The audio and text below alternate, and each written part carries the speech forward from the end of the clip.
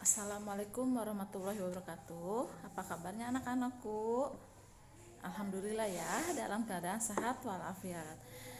Sebelum belajar tematiknya, marilah kita membaca basmalah dulu. Bismillahirrahmanirrahim. Untuk pembelajaran tematik kali ini kita akan membahas tentang pembelajaran 3 halaman 82. Silakan dibaca buku paketnya halaman 82 ya. Oke. Setelah dibaca akan Bu Nuni terangkan sedikit peristiwa tokoh proklamator bangsa ya. Bangsa Indonesia ya seperti yang telah kita ketahui merdeka pada tanggal 17 Agustus 1945 dan yang menjadikan proklamator bangsa Indonesia itu adalah siapa atau yang membacakan teks proklamasi itu adalah Bapak Soekarno dan Bapak Bung Hatta ya. Di sini ada identitas tentang Insinyur Soekarno dan Dr. Andes Muhammad Hatta ya. Insinyur Soekarno adalah salah satu tokoh proklamator Indonesia. Panggilan akrabnya adalah Bung Karno ya. Beliau lahir di Surabaya pada tanggal 6 Juni 1901. Beliau sering keluar masuk penjara, namun hatinya tetap teguh. Bung Karno pernah berkata, seorang pemimpin tidak berubah karena hukuman. Saya masuk penjara untuk memperjuangkan kemerdekaan dan saya meninggalkan penjara dengan pikiran yang sama. Berarti dia tidak pantang semangat ya, walaupun keluar masuk penjara, tekad dia bulat untuk memerdekakan bangsa Indonesia ya. Pada tanggal 21 Juni 1970, Bung Karno meninggal dunia di Rumah Sakit Gatot Subroto, Jakarta. Jenazahnya dimakamkan di Blitar, Jawa Timur. Bung Karno adalah salah seorang pemimpin Indonesia yang sangat besar jasanya kepada bangsa dan negara ya. Itulah sekilas tentang biodata Bung Karno. Sekarang Dr. Andes Muhammad Hatta. Dr. Andes Muhammad Hatta juga merupakan tokoh proklamator Indonesia. Insinyur Soekarno dan Dr. Andes Muhammad Hatta disebut Dwi Tunggal Indonesia. Panggilan akrabnya adalah Bung Hatta. Bung Hatta lahir pada tanggal 12 Agustus 1902 di Bukit Tinggi, Sumatera Barat. Bersama dengan Bung Karno, Bung Hatta mempersiapkan proklamasi kemerdekaan Indonesia. Ketika Bung Karno menjabat presiden, Bung Hatta menjabat sebagai wakil presidennya. Pada tahun 1956, Bung Hatta mengundurkan diri dari jabatan wakil presiden. Bung Hatta juga menjadi pelopor usaha bersama di bidang koperasi. Karena jasanya itu, Bung Hatta diberi julukan Bapak Koperasi Indonesia. Pada tanggal 14 Maret 1980, Bung Hatta meninggal dunia dan dimakamkan di Jakarta. Nah, di sini ada halaman 83. Silakan dikerjakan ya. Di situ Insinyur Soekarno, tempat tanggal lahirnya tanggal berapa, pendidikannya apa, julukan yang diberikannya apa, perjuangannya apa saja. Di situ juga ada Dr. Andes Muhammad Hatta ya. Silakan dikerjakan. Baiklah, setelah dikerjakan kita beralih ke halaman 84.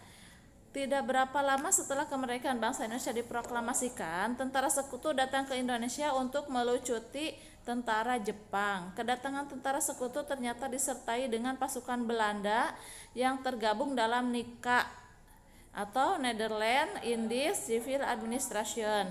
Akibatnya timbul benturan-benturan dengan rakyat Indonesia yang siap mempertahankan kemerdekaannya.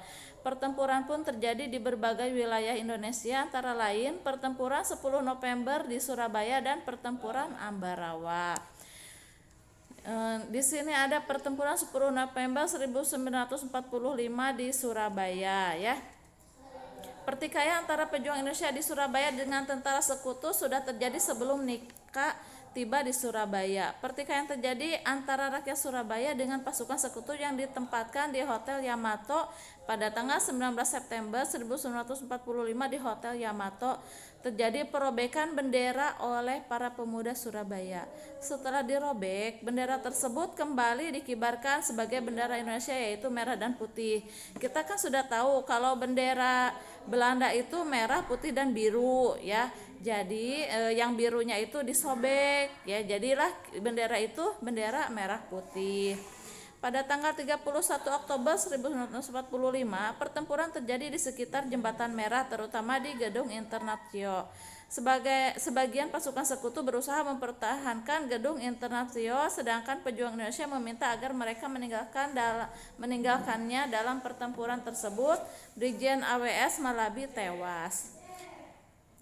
Pada tanggal 9 November 1945, pihak sekutu mengeluarkan ultimatum yang berisi sebagai berikut. Semua pemimpin Indonesia termasuk pemimpin Gerakan Pemuda, Kepala Polisi, dan Kepala Radio Surabaya harus melapor kepada pihak sekutu paling lambat tanggal 10 November 1945 jam 6. Semua yang melapor harus menyerahkan senjatanya dengan tangan di atas serta menyerah tanpa syarat. Ya, setelah pertempuran 10 November itu, di sini kita akan bahas lagi. Suasana kota Surabaya semakin memanas. Pemerintah gagal merundingkan perdamaian. Rakyat Surabaya akhirnya menolak ultimatum. Rakyat Surabaya menyusun kekuatan untuk menghadapi serangan sekutu. Pada pagi hari tanggal 10 November 45, suasana kota Surabaya tampak tegang. Bung Tomo melalui siaran radio menyerukan kepada para pemuda Surabaya agar tetap semangat dan siap siaga menghadapi segala kemungkinan. Bung Tomo mengimbau kepada para pemuda dari berbagai kota Jawa Timur dan Madura agar membantu perjuangan rakyat Surabaya. Dan yang silakan dibaca seterusnya, yang keduanya pertempuran Ambarawa ya. Pertempuran Ambarawa diawali dengan mendaratnya tentara sekutu yang dipimpin oleh Brigadir Jenderal Bethel di Semarang pada tanggal 20 Oktober 1945. Kontak senjata mulai terjadi di Magelang dan meluas menjadi pertempuran ketika tentara suku membebaskan secara pihak para tahanan Belanda di Magelang dan Ambarawa. Setelah diadakan perundingan, Belanda akhirnya mundur ke Ambarawa tanggal 21 November 1945. Namun, pasukan Belanda terus dikejar oleh tentara Indonesia. Letkol M. Sarbini yang memimpin Resimen Kedu Tengah melakukan pengejaran. Dalam pertempuran itu, Letkol Isdiman, Komandan Resimen Banyumas, gugur. Pertempuran terjadi di sepanjang jalan kereta api yang membelah kota Ambarawa. Dengan gugurnya Letkol Isdiman, maka Kolonel Sudirman, Panglima Divisi Banyumas, langsung terjun ke medan pertempuran Ambarawa. Pada tanggal 23 November 1945 berlangsung tembak-menembak dengan pasukan sekutu. Tanggal 12 Desember 1945 pasukan Indonesia melancarkan serangan serentak. Setelah hampir 4 hari mereka bertempur, akhirnya pasukan sekutu dapat diusir dari Ambarawa dan mundur ke Semarang. Berkat kerjasama yang baik, maka kota Ambarawa dapat dikuasai oleh pejuang Indonesia. Nah, itulah sekilas tentang perjuangan 10 November 45 di Surabaya dan pertempuran Ambarawa. Sekarang kita beranjak ke halaman 87. Tahukah kamu makna simbol Bhinneka Tunggal Ika artinya apa? Ya, berbeda-beda tetapi satu jua. Walaupun bangsa Indonesia berbeda-beda tetapi tetap satu. Perbedaan yang ada pada bangsa Indonesia antara lain perbedaan suku, bahasa, tradisi, dan agama ya. Agama yang terdapat di Indonesia adalah Islam, Katolik, Kristen, Protestan, Hindu, Buddha, dan Konghucu. Setiap warga negara Indonesia bebas memilih agama yang diyakininya. Setiap umat beragama bebas melaksanakan ibadah menurut cara dan agamanya masing-masing. Setiap suku bangsa memiliki kebiasaan hidup yang menjadi ciri khas suku bangsa itu. Begitu kuatnya kebiasaan hidup itu sehingga seringkali terbawa ketika berada di tempat lain yang mempunyai kebiasaan hidup yang berbeda. Salah satu ciri yang mudah dikenali adalah bahasa yang digunakan. Setiap suku mempunyai bahasa yang berbeda dengan suku lainnya. Mereka yang sesuku biasanya menggunakan bahasa daerah dalam bergaul. Walaupun mereka menggunakan bahasa Indonesia dalam pergaulan sehari-hari, tetapi akan tampak kesukuannya.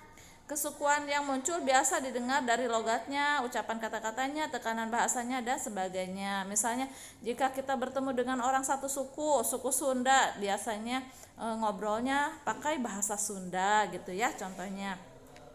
Ciri lain yang Mudah dikenali adalah dengan kebudayaan dan kesenian dari suku tersebut, misalnya rumah adat, pakaian tradisional, tarian tradisional, upacara adat, lagu daerah, dan alat musik daerahnya.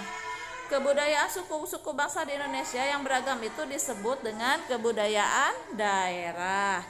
Kebudayaan daerah berbeda satu dengan lainnya. Kita harus menghargai dan melestarikan budaya daerah. Meskipun banyak perbedaan dalam masyarakat Indonesia, namun kita harus menganggap bahwa perbedaan itu bukan halangan untuk melakukan hubungan atau pergaulan dalam kehidupan sehari-hari. Perbedaan tidak dijadikan sebagai sumber perpecahan, tetapi dijadikan sumber kekayaan bangsa Indonesia, ya.